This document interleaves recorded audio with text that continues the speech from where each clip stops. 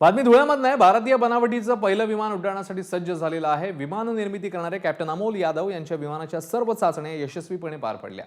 सध्या हे विमान धुळ्याच्या रनवेवर उभं आहे. हे विमान नेमकं आहे तरी कसं, जाणून घेऊया माझाच्या ग्राउंड रिपोर्टमधून. भारतीय बनावटीचं प्रवासी विमान हे आकाशात उडावं असं स्वप्न 2009 साली कॅप्टन अमोल यादव यांनी पाहिलं आणि त्याला 11 वर्ष लागले आणि 11 वर्षानंतर ही स्वप्नपूर्ती होताना आपण पाहतोय.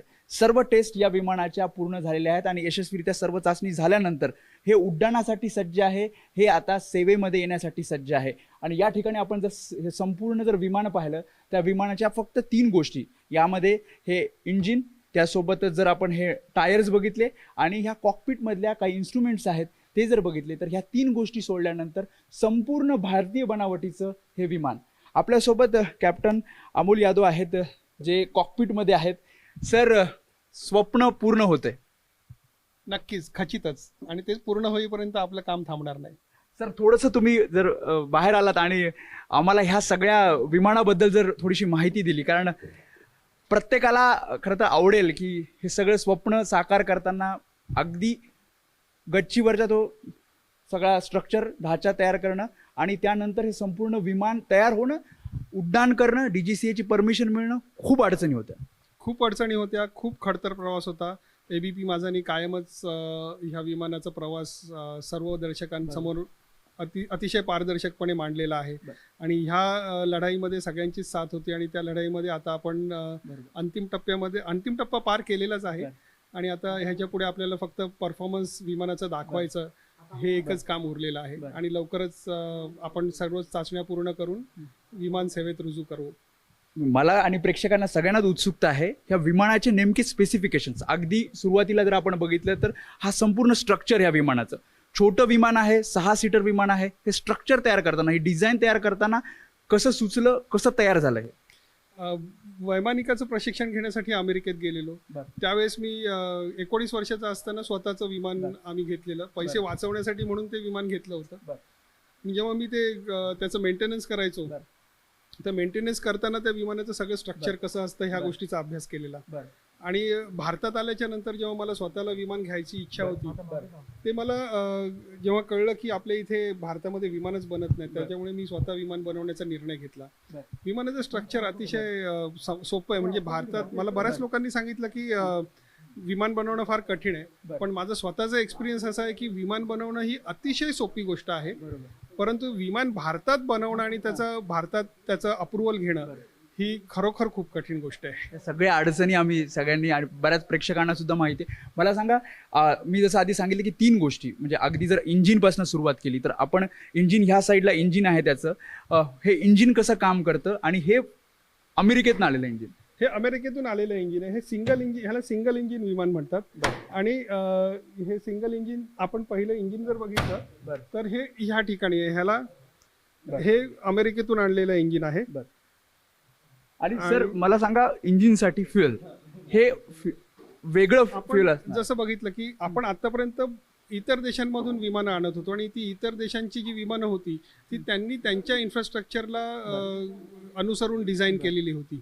आपल्या भारतात ज्या प्रकारचे रनवेज आहेत, आपल्या भारतात ज्या प्रकारचं इन्फ्रास्ट्रक्चर आहे, ज्या प्रकारचं फ्यूल आपल्याकडे अवेलेबल आहे, जसं 93 ऑक्टेन आहे, तर त्या सगळ्या गोष्टींना वापरून आपण विमान बनवणं गरजेचं होतं, ज्याच्यामुळे ते विमान म्हणजे अतिशय रिमोट अशा जागेमध्ये जाऊन लँड म्हणजे ऑपरेट करू शकेल आणि तिथेच फ्यूल घेऊन उडवू शकेल. कारण आता आपण असं करतो की विमान जर एखाद्या ठिकाणी न्यायचं असेल तर आधी तिकडे फ्यूलचा ट्रक पाठवावा लागतो आणि मग विमान जातं. याला ती गरज नाही.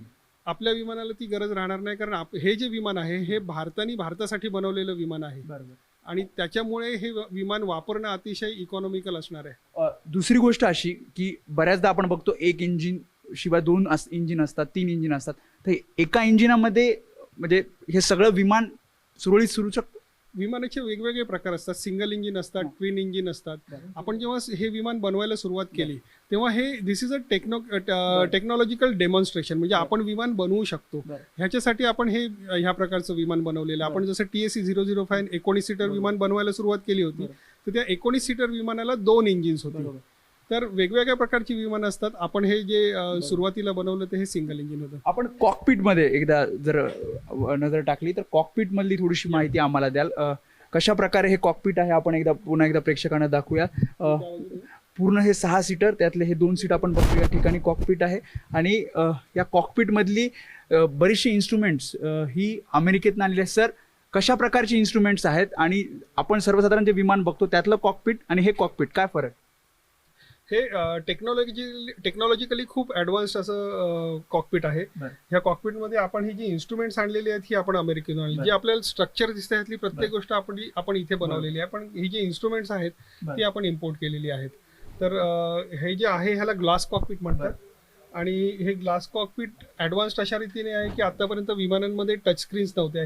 हे जे इन्स्ट्रुमेंट आहे हे टच स्क्रीन इन्स्ट्रुमेंट आहे आणि ह्याच्यामध्ये आपल्याला वैमानिकाला रेडिओच्या फ्रिक्वेन्सीज चेंज करण्यामध्ये जो बराचसा वेळ जातो तो फक्त इथे एका पुशवरती होऊ शकतो. ज्या सुद्धा ठिकाणी ज्या सुद्धा स्टेशनला जायचंय त्या स्टेशनला नुसतं आपण जेव्हा टच करतो त्याच्या रेडिओ फ्रिक्वेन्सीज पॉपअप होतात. टच स्क्रीन ह्या कॉकपिटमध्ये? हो, टच स्क्रीन असणार, पण विमान उडवताना नुसतंच टच स्क्रीन मध्ये कदाचित एखादी चुकीची गोष्ट दाबली जाऊ शकते. त्याच्यामुळे ती टच नाहीये, फक्त टच अँड पुश स्क्रीन आहे. सर, याचा कसा वापर होतोय यामध्ये जरा समजून? ह्याला कंट्रोल कॉलम आणि व्हील म्हणतात. विमान जेव्हा आपण वर न्यायचं असतं आपल्याला आणि ते डिझायर्ड स्पीड म्हणजे जेवढा कमीत कमी स्पीड हवा असतो तो स्पीड जेव्हा आपण अटेंड करतो तेव्हा आपण ह्याला मागे खेचतो कंट्रोल कॉलमला, ज्याच्यामुळे एलिव्हेटर्स वर होतात, एलिव्हेटर मागे असतात. प्रेक्षकांना आपण दाखवतो की कशा प्रकारे एलिव्हेटर्स आपण बघतोय, कशा प्रकारे हे एलिव्हेटर्स खाली वर होतात. आणि जेव्हा एलिव्हेटर्स असे आपण मागे खेचतो आणि त्यातला जो एलिव्हेटरचा पार्ट वर जातो तेव्हा विमान वर जायला सुरुवात होते. सर, यानंतर पुन्हा एकदा आपण जर बघितलं तर हे संपूर्ण विमान जर आपण बघितलं तर याचे टायर्स हे सुद्धा आपण बाहेरून मागवलेले आहेत. अमेरिकेतले टायर्स आहेत. भारतात असे टायर्स बनत नाहीत किंवा बनवण्याचा प्रयत्न झाला नाही काय?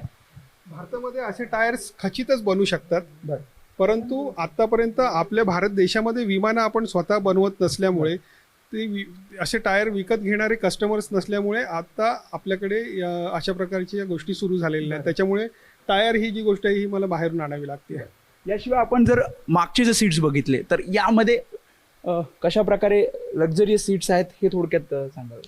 आपण जे विमान बनवलेले नॉर्मली छोटी जी विमानं असतात ती बऱ्यापैकी कंजेस्टेड असतात, पण आपण हे 6 सीटर विमान अतिशय लक्झरियस ठेवलेलं आहे. मागे जे बसणार आहेत, मागे जे पॅसेंजर्स बसणार आहेत त्यांच्यासाठी तुम्ही बघाल की इनफ ऑफ हेडरूम आणि लेगरूम आहे. म्हणजे अर्गोनॉमिक्सचा पूर्णपणे इथे चांगल्या रीतीने वापर करून इथे मागच्या पॅसेंजर्सना सर्वात महत्त्वाचं म्हणजे सेफ्टी आणि दुसरं म्हणजे कम्फर्ट, ह्या सगळ्या गोष्टींची पूर्णपणे काळजी घेऊन आपण हे फ्युजलाज डिझाईन केलेला आहे.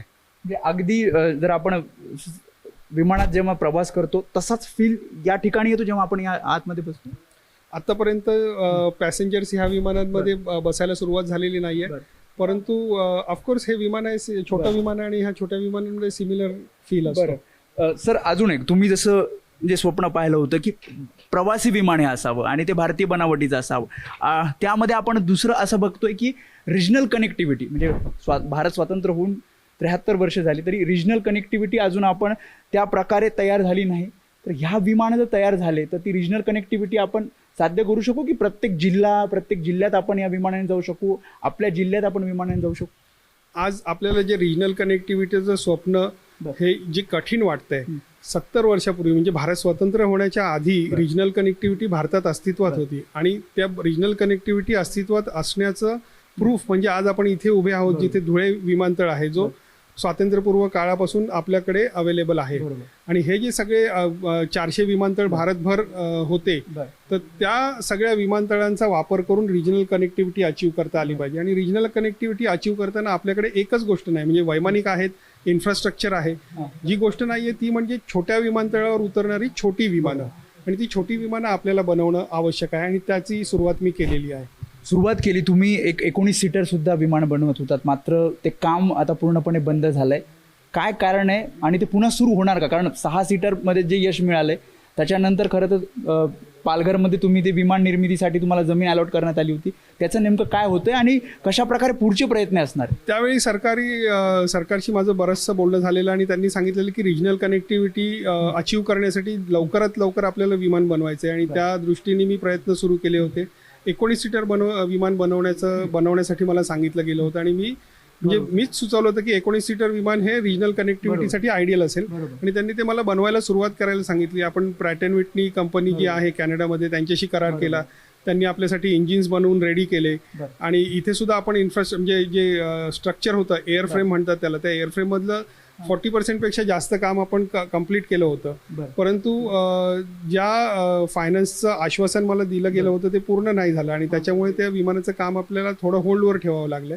ते कधी पूर्ण होणार काही तशी आणि जेव्हा फायनान्सेस आपल्याला जेव्हा अरेंज होतील तेव्हा आपण 19 सीटरचं काम परत सुरू करू आणि लवकरात लवकर कम्प्लीट करू. शेवटची टेस्ट याची बाकी आहे, सर्किट टेस्ट आणि एका एअरपोर्ट पासून दुसऱ्या एअरपोर्ट पर्यंत जायचंय. बरं. पण जे विमानाचा जो परफॉर्मन्स होता तो आता ऑलरेडी चेक झालेला आहे. ह्याच्या पुढे आता पायलट वैमानिकाचा परफॉर्मन्स चेक करायचा आहे, तो मी आहे आणि मी खचितच या टेस्टमध्ये पास होईल. किती मीटर पर्यंत वरती जाऊ शकतं, काय अल्टिट्यूड आहे? आपण सुरुवातीला हे 2000 फूट उंचीपर्यंत नेणार आहोत आणि मग त्याच्यानंतर विमान 13,500 फुटापर्यंत जाऊ शकतं. पण हे अनप्रेशराइज विमान असल्यामुळे पायलटला ऑक्सिजन नसणार आहे आणि ऑक्सिजन नसल्यामुळे आपण हे विमान नॉर्मली 10,000 फुटाच्या खाली उडवणार आहोत. कधी सेवेत रुजू होईल? कारण सगळी तयारी झाली आहे, सगळ्या टेस्ट झाल्यात, फक्त एक टेस्ट तुम्ही जे बोलला सर्किट टेस्ट ती पण लवकर होईल. कधी साधारणतः किती दिवस लागतील आणि हे आपल्याला म्हणजे प्रवाशांना त्यामध्ये बसायला मिळेल? आणि याचा जर आपण वापर बघितला तर तुम्ही म्हणतात की नुसतं प्रवासी विमान नाही तर याचा वेगळा वापर म्हणजे ॲम्ब्युलन्स सुद्धा होऊ शकते, इतर सुद्धा वापर होऊ. ह्या विमानाचे बरेचसे वेगवेगळ्या प्रकारे वापर होऊ शकतो. सर्च अँड रेस्क्यूसाठी होऊ शकतो, ॲम्ब्युलन्ससाठी होऊ शकतो, जे पॅराडायव्हिंग करतात त्यांच्यासाठी म्हणजे स्पोर्ट्ससाठी होऊ शकतो किंवा जिओग्राफिकल सर्वे असतो त्याच्या सर्वे करण्यासाठी होऊ शकतो. तर असे बऱ्याचशा प्रकारचे वापर ह्या विमानाचा करू शकतो आपण. आणि हे विमान आता तसं बघितलं तर आपण पूर्णपणे तयार आहे, मी सुद्धा तयार आहे. फायनान्शियल अडचणी आहेत बाकीच्या टेस्ट पूर्ण करण्यासाठी आणि त्या अडचणींवरती मात झाल्यावरती जास्तीत जास्त हे 2 दिवसांचं काम आहे जे आपण कंप्लीट करू शकू. एक शेवटचा प्रश्न, 1-2 वर्षापूर्वी तुम्ही एका मुलाखतीत म्हटला होतात की DGCAने धोरण बदलायला हवं आणि जास्तीत जास्त विमान निर्मिती भारतामध्ये होईल. ते धोरण बदलते, सकारात्मक झालंय DGCA ह्या विमानानंतर, याला परमिशन दिल्यानंतर?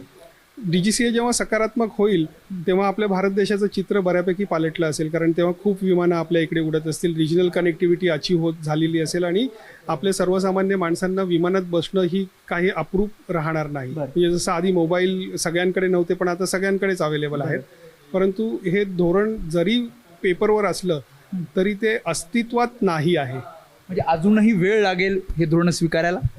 धोरण बनवलेलं आहे आणि त्या धोरणाप्रमाणे मी विमान त्या धोरणाच्या अंडरच आपण म्हणजे जेव्हा ते रूल्स आले त्याच्यानंतर आपल्या विमानाचं रजिस्ट्रेशन झालं, परमिट टू फ्लाय झालं. परंतु ह्या गोष्टींसाठी जेवढा वेळ लागला पाहिजे त्याच्या खूप जास्त वेळ आपण अजूनपर्यंत घेतोय. सकारात्मकता अजूनही नाही आहे ब्युरोक्रसीमध्ये आणि त्याच्यामुळे म्हणजे आज जेव्हा मी विचार करतो की अख्ख्या ह्या भारत देशामध्ये मी हे विमान बनवायची रिस्पॉन्सिबिलिटी जबाबदारी घेतलेली आहे, पण माझ्या व्यतिरिक्त सरकारमध्ये असा कुठला माणूस आहे जो म्हणतो की विमान बनवण्याची जबाबद्दारी माझी आहे? तर मी तुम्हाला चॅलेंज देऊ शकतो की असा एकच माणूस मला शोधून आणून दाखवा, मला त्याच्याशी गप्पा मारायच्या आहेत. अनेक जण आहेत ज्यांना विमान निर्मितीची इच्छा आहे, विमान निर्मिती क्षेत्रात यायचं आहे, त्यांना तुम्ही काय सांगाल? कसं हे स्वप्न साकार झालं? मी हे विमान ज्या प्रकारे बनवलं तेच मी त्यांना सांगेन की विमान निर्मिती करायची आहे किंवा कुठल्याही प्रकारची निर्मिती करायची आहे किंवा प्रोजेक्ट करायचा आहे तर आपल्यासाठी फक्त एकच गोष्ट करणं आवश्यक आहे की आपण ध्येय निश्चिती करायला पाहिजे. आणि जेव्हा ध्येय निश्चिती होईल त्याच्यानंतर ते ध्येय गाठेपर्यंत, ते ध्येय पूर्ण होईपर्यंत त्याच्या मागे काम करत राहावं लागेल. आणि जेव्हा आपण हे करू तेव्हा तुमची ध्येय निश्चिती झाल्यावरती म्हणजे गोल अचीवमेंट 100% होणार.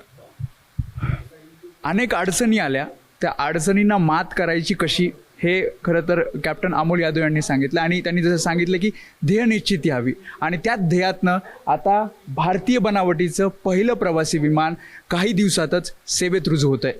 कॅमेरामॅन दीपेश महाजनसह वेदांत नेब, ABP माझा, धुळे.